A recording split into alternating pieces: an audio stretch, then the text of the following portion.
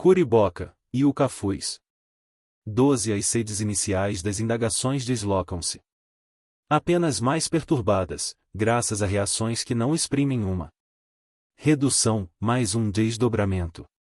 E o estudo destas subcategorias substitui o das raças elementares, agravando-o e dificultando-o, desde que se considere que aquelas comportam, por sua vez, inúmeras modalidades consoante as dosagens variáveis do sangue.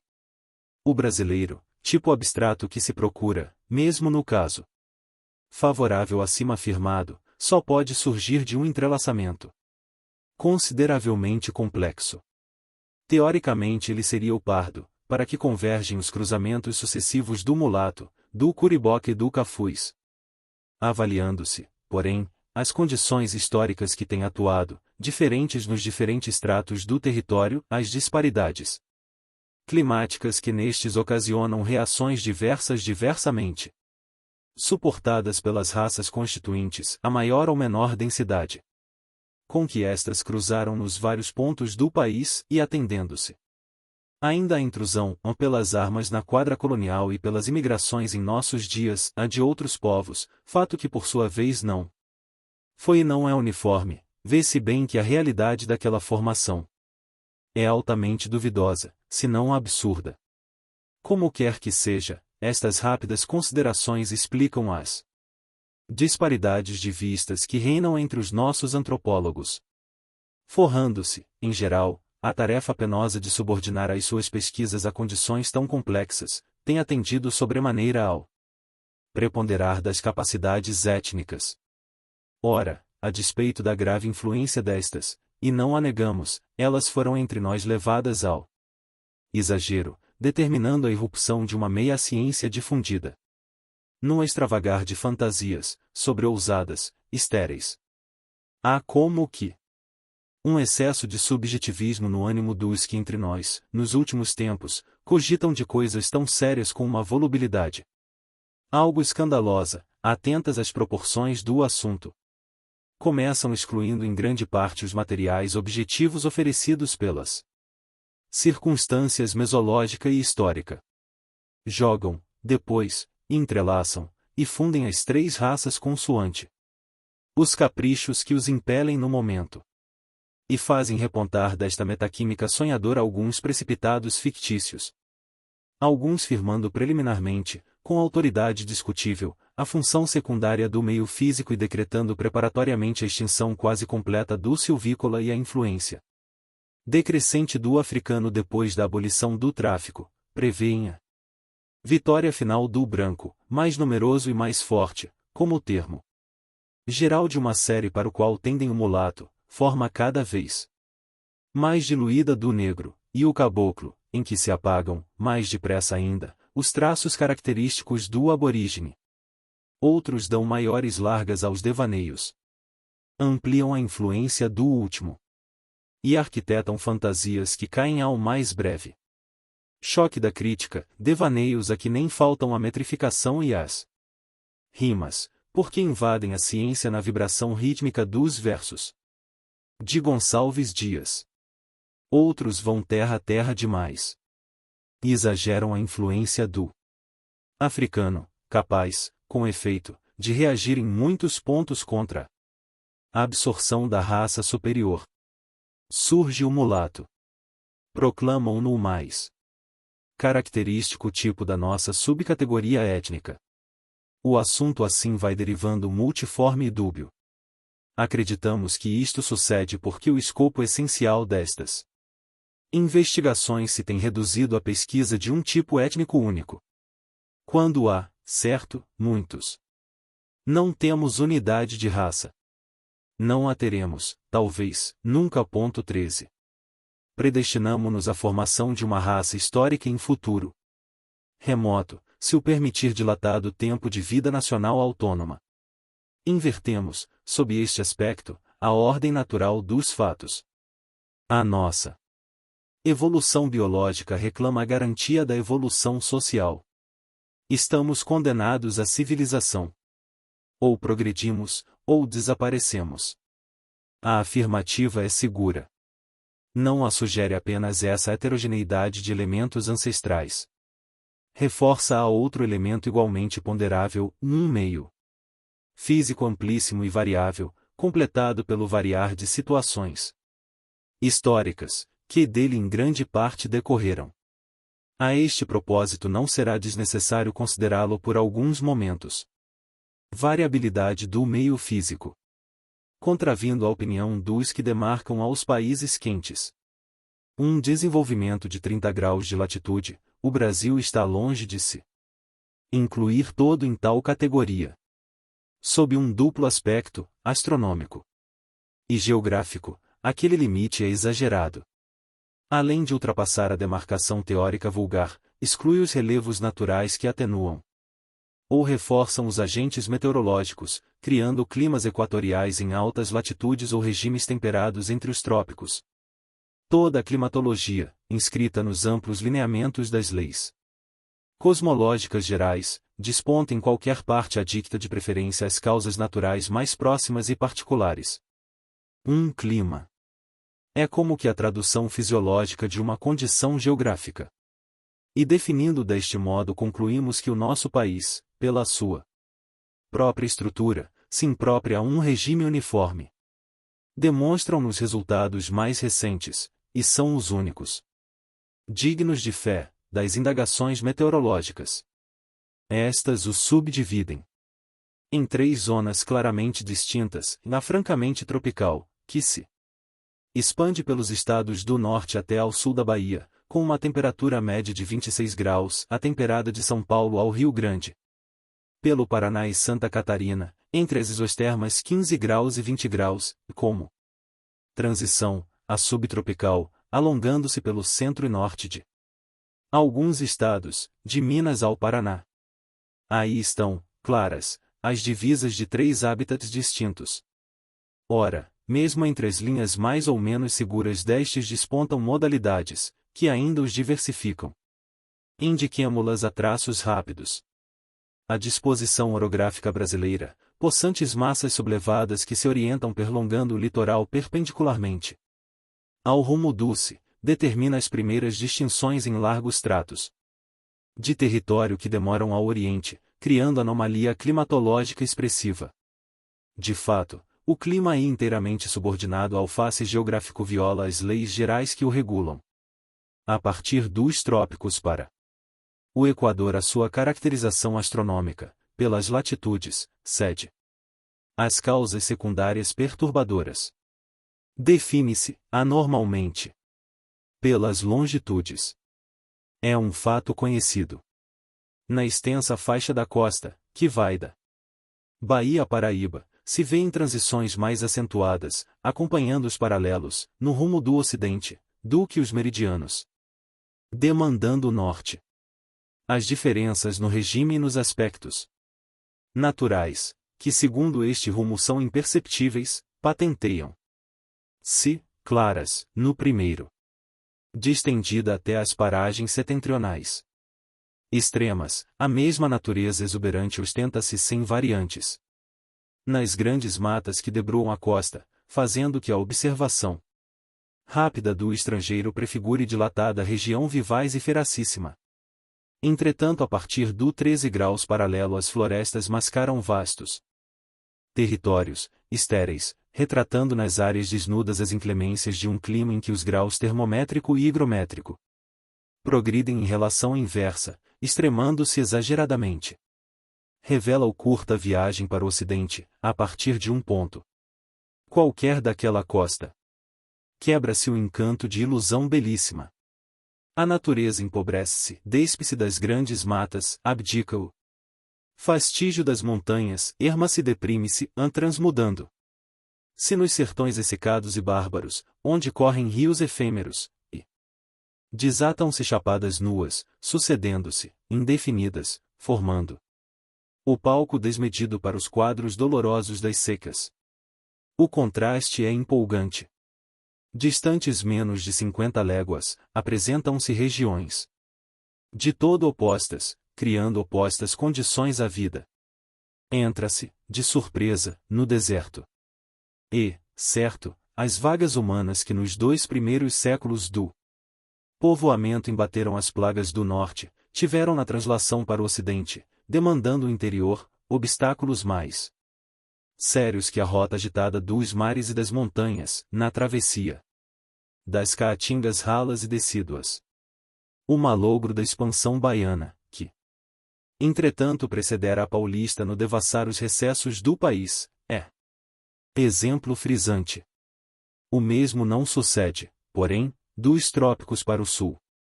Aí a urdidura geológica da Terra, matriz de sua morfogenia interessante, persiste inalterável, abrangendo extensas superfícies. Para o interior, criando as mesmas condições favoráveis, a mesma flora, um clima altamente melhorado pela altitude, e a mesma feição animadora dos aspectos naturais. A larga antimural da cordilheira granítica derivando a prumo para o mar, nas vertentes interiores descamba suavemente em vastos planos ondulados. É a escarpa abrupta e viva dos planaltos. Sobre estes os cenários, sem os traços exageradamente dominadores das montanhas, revelam-se mais opulentos e amplos. A terra patenteia essa manageability of nature, de que nos fala Bucle. E o clima, temperado quente, desafia na benignidade o admirável regime da Europa meridional. Não o regula mais, como mais para o norte, exclusivamente, o se rolando dos altos chapadões do interior, o no prepondera então, em toda a extensíssima zona que vai das terras elevadas de Minas e do Rio ao Paraná, passando por São Paulo. Ora, estas largas divisões, apenas esboçadas, mostram já uma diferença essencial entre o sul e o norte, absolutamente distintos. Pelo regime meteorológico, pela disposição da terra e pela transição variável entre o sertão e a costa.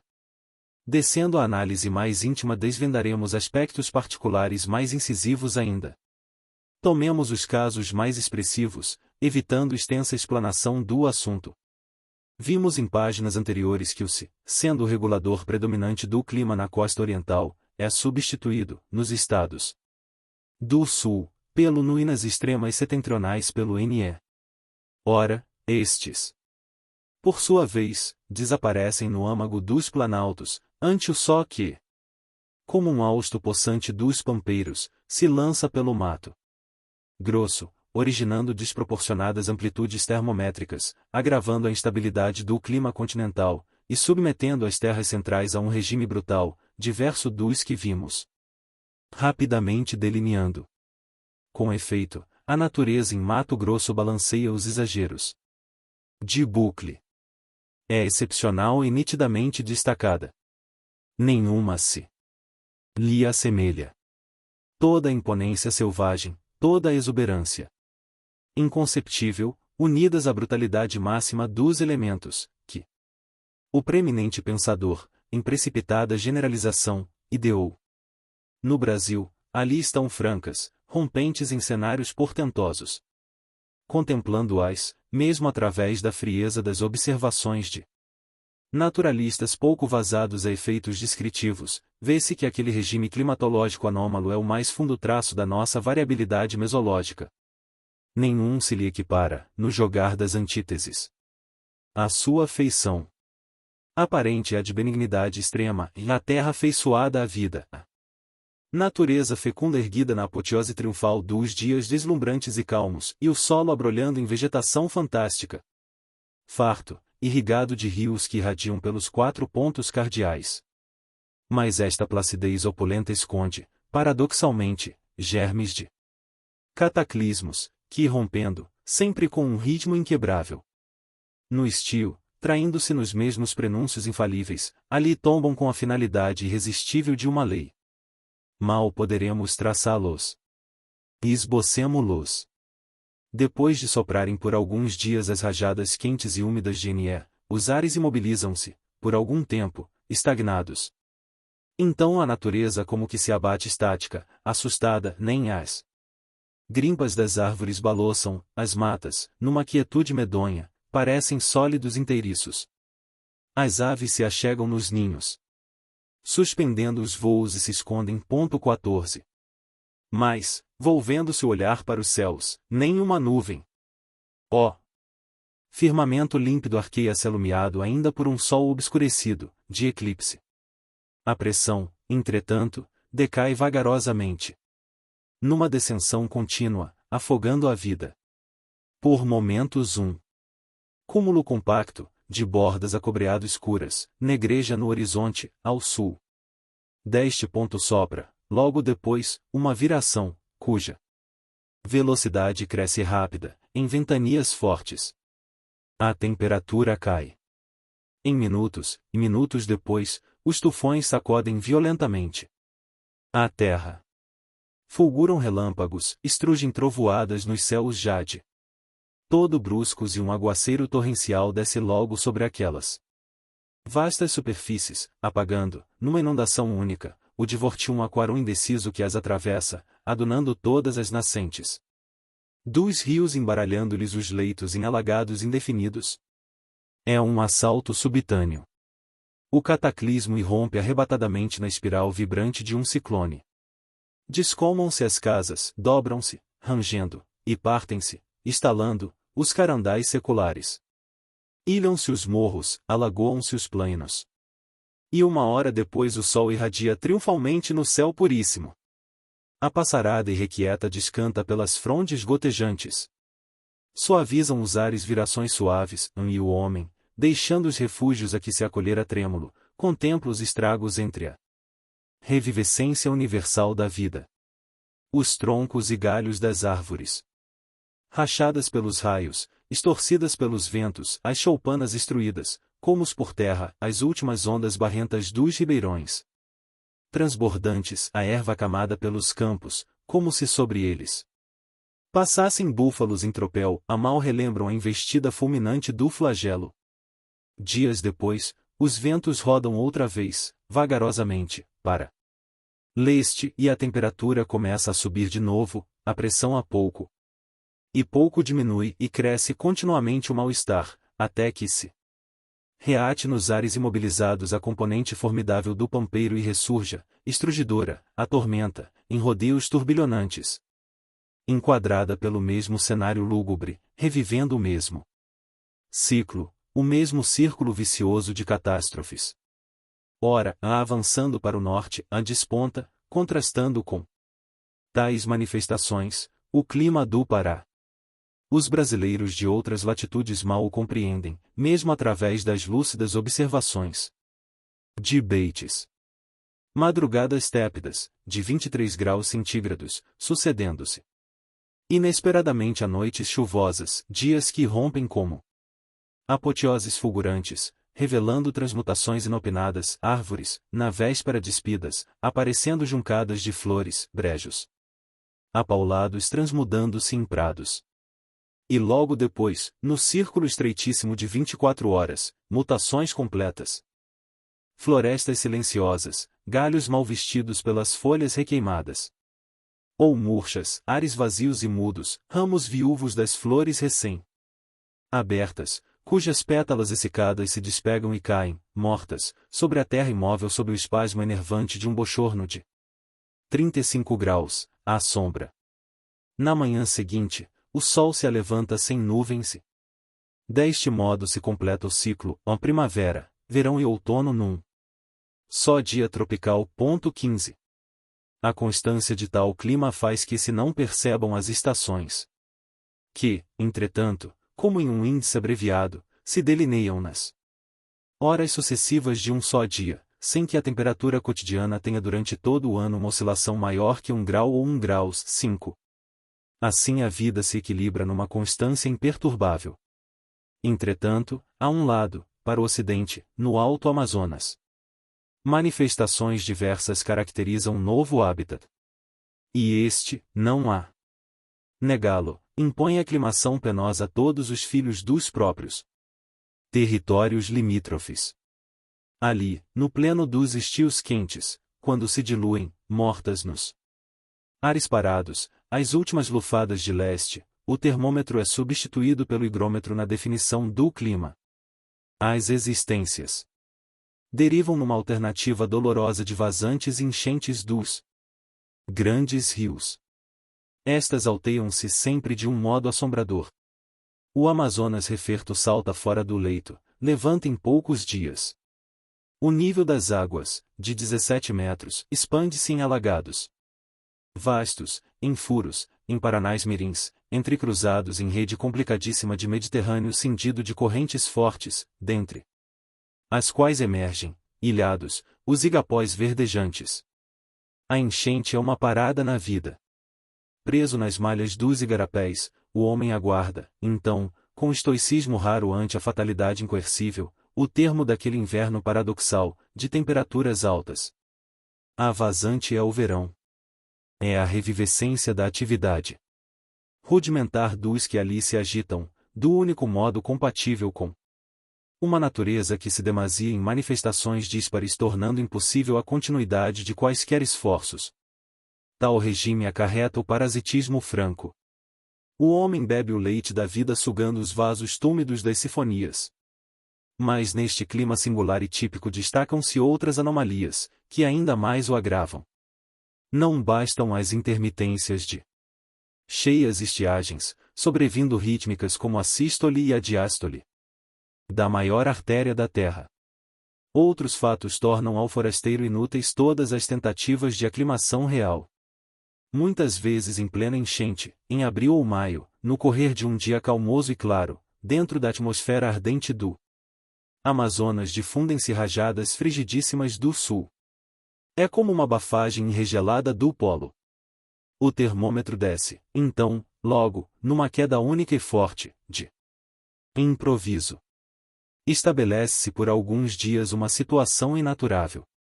Os regatões espertos que esporeados pela ganância se avantajam até ali, e os próprios silvícolas enrijados pela adaptação, acolhem-se aos tijupais, tiritantes, abeirando-se das fogueiras. Cessam os trabalhos. Abre-se um novo hiato nas atividades. Despovoam. Se aquelas grandes solidões alagadas, morrem os peixes nos rios. Enregelados, morrem as aves nas matas silenciosas, ou emigram. Esvaziam-se os ninhos, as próprias feras desaparecem, encafurnadas nas tocas mais profundas, e aquela natureza maravilhosa do Equador, toda remodelada pela reação esplêndida dos sóis, patenteia um simulacro crudelíssimo de desolamento polar e lúgubre. É o tempo da friagem. Terminemos, porém, esses debuxos rápidos. Os sertões do norte, vimo-lo anteriormente, refletem, por sua vez, novos regimes, novas exigências biológicas. Ali a mesma intercadência de quadras remansadas e dolorosas se espelha mais duramente talvez, sob outras formas ora, se considerarmos que estes vários aspectos climáticos não exprimem casos excepcionais, mas aparecem todos, desde as tormentas do Mato Grosso aos ciclos das secas do norte, com afeição periódica imanente às leis naturais invioláveis, conviremos em que há no nosso meio físico variabilidade completa. Daí os erros em que incidem os que generalizam, estudando a nossa fisiologia própria, a ação exclusiva de um clima tropical. Esta exercita-se, sem dúvida, originando patologia sui generis, em quase toda a faixa marítima do norte e em grande parte dos estados que lhe correspondem, até ao Mato Grosso. O calor úmido das paragens amazonenses, por exemplo, deprime e exaure. Modela organizações toliças em que toda a atividade cede ao permanente desequilíbrio entre as energias impulsivas das funções periféricas fortemente excitadas e a apatia das funções centrais, inteligências marasmáticas, adormidas sob o explodir das paixões. Inervações periclitantes, em que pese a acuidade dos sentidos, e maleparadas ou refeitas, pelo sangue empobrecido nas hematoses incompletas. Daí todas as idiosincrasias de uma fisiologia excepcional, o pulmão que se reduz, pela deficiência da função, e é substituído na eliminação obrigatória do carbono, pelo fígado, sobre o qual desce pesadamente a sobrecarga da vida, organizações combalidas pela alternativa persistente de exaltações impulsivas e apatias enervadoras, sem a vibratilidade, sem o tônus muscular enérgico dos temperamentos robustos e sanguíneos. A seleção natural, em tal meio, opera-se à custa de compromissos graves com as funções centrais do cérebro, numa progressão inversa, prejudicialíssima entre o desenvolvimento intelectual e o físico, firmando inexoravelmente a vitória das expansões instintivas e visando o ideal de uma adaptação que tem, como consequências únicas, a máxima energia orgânica, a mínima fortaleza moral. A aclimação traduz uma evolução regressiva. O tipo deperece num esvaecimento contínuo, que se lhe transmite a descendência até a extinção total. Como o inglês nos Barbados, na Tasmânia ou na Austrália, o português no Amazonas, se foge ao cruzamento, no fim de poucas gerações tem alterados os caracteres físicos e morais de uma maneira profunda, desde a tez, que se acobreia pelos sóis e pela eliminação incompleta do carbono, ao temperamento, que se debilita despido das qualidades primitivas. A raça inferior, o selvagem bronco, domina-o, aliado ao meio vence-o, esmaga-o. Anula-o na concorrência formidável ao impaludismo, ao hepatismo, às perexias esgotantes, às canículas abrasadoras, e aos alagadiços maleitosos. Isto não acontece em grande parte do Brasil Central e em todos os lugares do Sul. Mesmo na maior parte dos sertões setentrionais o calor seco, altamente corrigido pelos fortes movimentos aéreos provindos dos quadrantes de leste, origina disposições mais animadoras e tem ação estimulante mais benéfica, envolvendo ao sul, no território que do norte de Minas para o sudoeste progride até o Rio Grande, deparam-se condições incomparavelmente superiores. Uma temperatura anual média oscilando de 17 graus a 20 graus, num jogo mais harmônico de estações, um regime mais fixo das chuvas que, preponderantes no verão, se distribuem no outono e na primavera de modo favorável às culturas. Atingido o inverno, a impressão de um clima europeu é precisa e sopra o sol frigidíssimo, sacudindo chuvisqueiros finos e esgarçando garoas, a neve rendilhas vidraças, gelam os banhados, e as geadas branqueiam pelos campos. A sua reflexão na história. A nossa história traduz notavelmente estas modalidades mesológicas.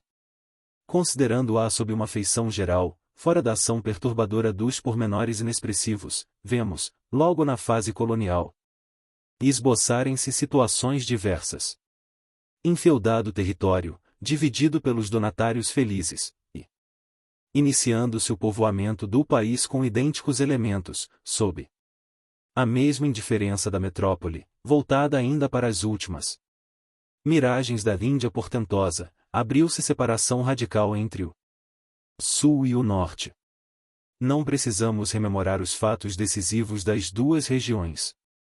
São duas histórias distintas, em que se averbam movimentos e tendências opostas. Duas sociedades em formação, aliadas por destinos rivais, a uma de todo indiferente ao modo de ser da outra. Ambas, entretanto, evolvendo sob os influxos de uma administração única. Ao passo que no sul se debuxavam novas tendências. Uma subdivisão maior na atividade, maior vigor no povo mais heterogêneo, mais vivaz, mais prático e aventureiro, um largo movimento progressista em suma, tudo isto contrastava com as agitações, às vezes mais brilhantes mas sempre menos fecundas. Do norte, há capitanias esparsas e incoerentes, jungidas à mesma rotina, amorfas e imóveis, em função estreita dos alvarás da corte remota. A história é ali mais teatral, porém menos eloquente. Surgem heróis, mas a estatura avulta-lhes, maior, pelo contraste com o meio, belas páginas vibrantes mais truncadas, sem objetivo certo, em que colaboram, de todo desquitadas entre si, as três raças formadoras. Mesmo no período culminante, a luta com os holandeses. Acampam, claramente distintos em suas tendas de campanha. Os negros de Henrique Dias, os índios de Camarão e os lusitanos de Vieira. Mal unidos na guerra, distanciam-se na paz. O drama de Palmares, as correrias dos silvícolas, os conflitos na orla dos sertões, violam a transitória convergência contra o batavo preso no litoral, entre o sertão inabordável e os mares, o velho agregado colonial tendia a chegar ao nosso tempo, imutável, sob o emperramento de uma centralização estúpida, realizando a anomalia de deslocar para uma terra nova o ambiente moral de uma sociedade velha. Bateu, felizmente, a onda impetuosa do sul.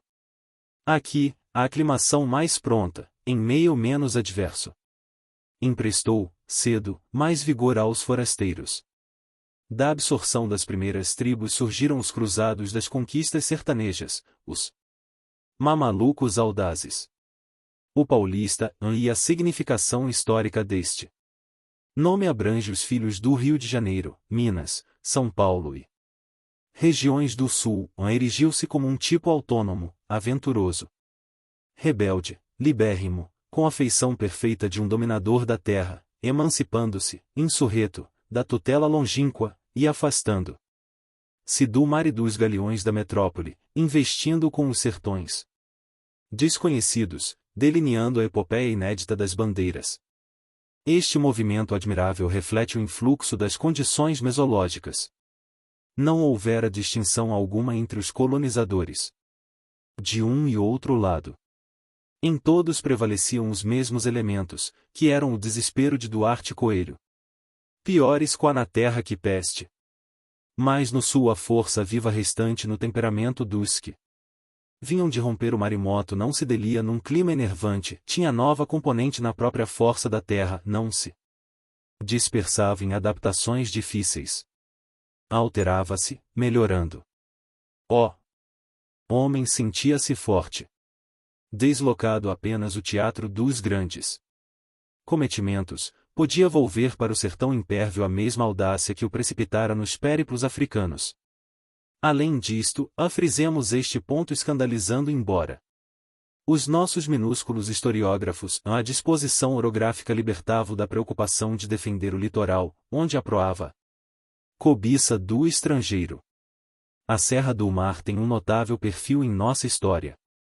A prumo sobre o Atlântico desdobra-se como a cortina de baluarte desmedido. De encontro às suas escarpas embatia, fragílima, a ânsia guerreira dos Cavendish e dos Fenton. No alto, volvendo o olhar em cheio para os chapadões, o forasteiro sentia-se em segurança. Estava sobre ameias intransponíveis que o punham do mesmo passo a cavaleiro do invasor e da metrópole. Transposta a montanha, arqueada como a precinta de pedra de um continente. Era um isolador étnico e um isolador histórico. Anulava o apego irreprimível ao litoral, que se exercia ao norte, reduzia-o à estreita faixa de mangues e restingas, ante a qual se amorteciam todas as cobiças, e alteava, sobranceira as frotas, intangível no recesso das matas, a atração misteriosa das minas. Ainda mais, o seu relevo especial torna-a um condensador de primeira ordem, no precipitar a evaporação oceânica. Os rios que se derivam pelas suas vertentes nascem de algum modo no mar. Rolam as águas num sentido oposto à costa. Entranham-se no interior, correndo em cheio para os sertões. Dão ao forasteiro a sugestão irresistível das entradas. A terra atrai o homem, chama-o para o seio fecundo, encanta. O pelo aspecto formosíssimo, arrebata-o, afinal, irresistivelmente. Na correnteza dos rios. Daí o traçado eloquentíssimo do Tietê, diretriz preponderante nesse domínio do solo. Enquanto no São Francisco, no Parnaíba, no Amazonas, e em todos os cursos d'água da borda oriental, o acesso para o interior seguia ao arrepio das correntes, ou embatia nas cachoeiras que tombam dos socalcos dos planaltos, ele levava os sertanistas, sem uma remada, para o Rio Grande daí ao Paraná. E ao Paranaíba. Era a penetração em Minas, em Goiás, em Santa Catarina, no Rio Grande do Sul, no Mato Grosso, no Brasil inteiro.